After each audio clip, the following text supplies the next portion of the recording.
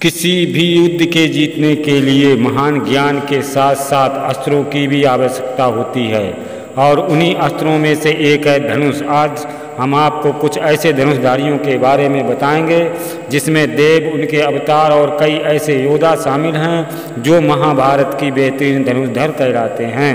तो चलिए अब करते हैं ज्ञान की बात। वीडियो में आगे बढ़ने से पहले हमारे चैनल को सब्सक्राइब अवश्य करें और बेल आइकन जरूर दबाइएगा।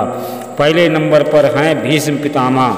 सदा ब्रह्मचर्य और शादी न करने की भीम प्रतिज्ञा लेकर उन्हें इच्छा मृत्यु का वरदान प्राप्त हुआ। गंगा के पुत्र भीष्म ने खुद परशुराम से विद्या ग्रहण की और ऐसे ऐसे अस्त्रों का ज्ञान ग्रहण किया जिसमें से उन्हें अजय बना दिया था। वह हर हस्त चलाने में माहिर थे और साथ ही साथ एक बहुत बड़े धनुषधर भी थे। केवल अपने धनुष की प्रत्यांचा की धुन से ही वो विपक्षी सेना का संहार कर देते थे। उनके पास ब्रह्म अस्त्र से लेकर नारायण अस्त्र और शिव जी का पशुपात अस्त्र भी था, जिनमें से उन्होंने सिर्फ ब्रह्म अस्त्र का उपयोग किया था, वो भी परशुराम जी पर। अब आगे बढ़ते हैं और बात करते हैं दूसरे बड़े धनुषधर की, जो है अर्जुन। 5 पांडवों में से एक अर्जुन ही धनुष विद्या की जग प्रसिद्ध थी। गुरु द्रोणाचार्य के शिष्यों में से एक अर्जुन थे। उन्होंने अर्जुन को धनुष सिखाते वक्त वचन दिया था कि तुमसे श्रेष्ठ इस संसार में कोई भी धनुषधर नहीं होगा। अर्जुन के धनुष की टंकार से पूरा युद्ध क्षेत्र गूंज उठता था। रथ पर सवार श्री कृष्ण और अर्जुन को देखने के लिए देवता भी स्वर्ग से उतर आए थे, लेकिन अर्जुन से भी श्रेष्ठ कोई था जिसे दुनिया अर्जुन से श्रेष्ठ मानती है। वह कोई और नहीं बल्कि सूर्यपुत्र कर्ण था। वैसे तो महाभारत काल में सैकड़ों योद्धा हुए हैं, लेकिन दोस्तों कहते हैं कि युद्ध में कर्ण जैसा कोई भी धनुषधर नहीं था। कवच और कुंडल नहीं उतरवाते तो कर्ण को मारना असंभव था।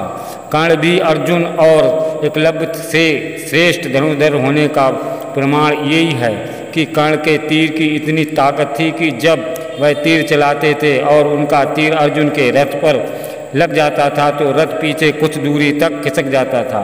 कृष्ण अर्जुन से कहते थे कि जिस रथ पर मैं और हनुमान विराजमान हैं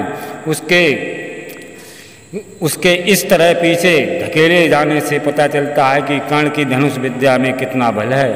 खुद कृष्ण ने भी कई बार कर्ण की प्रशंसा की थी और उन्हें सर्वश्रेष्ठ कहा था। अब बात करते हैं एक ऐसे धनुषधर की जिसका अंगूठा ना लिया गया होता तो महाभारत कुछ ही दिनों तक वह कोई और नहीं बल्कि एकलव्य हैं। गुरु द्रोणाचार्य की मूर्ति बनाकर मूर्ति के समक्ष एकलव्य ने धनुष विद्या सीखी थी। गुरु द्रोणाचार्य को जब इस बात का पता चला तो एकलव्य अर्जुन से भी श्रेष्ठ धनुष बाण चलाना सीख गया। तो उन्होंने एकलव्य से पूछा कि तुमने यह विद्या कहाँ से सीखी।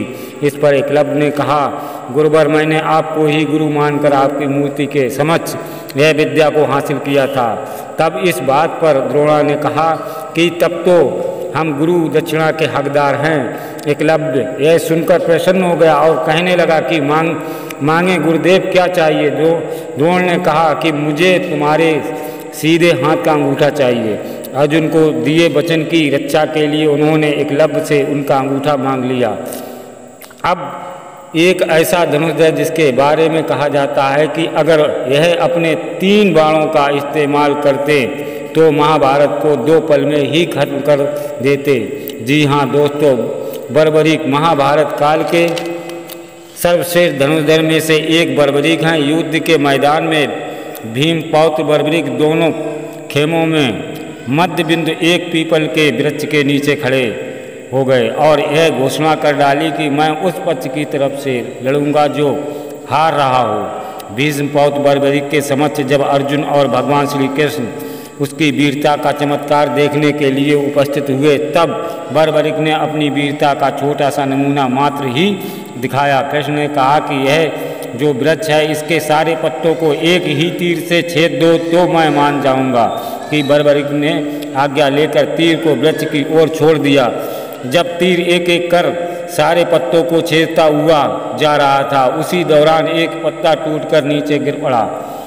कृष्ण ने उस पत्ते पर यह सोचकर पैर रखा उसे छुपा लिया कि छेद होने से बच जाएगा, लेकिन सभी पत्तों को छेदता हुआ वह तीर जब कृष्ण के पैरों के पास आकर रुक गया, तब बर्बरिक ने कहा, प्रभु आपके पैर के नीचे पत्ता दबा है, कृपया पैर हटा लीजिए, क्योंकि मैंने तीर को सिर्फ पत्तों के छेदने की आज्ञा दे रखी है, आपके पैर को छेदने की नहीं। उसके इस चमत्कार को देखकर श्री कृष्ण चिंतित हो गए।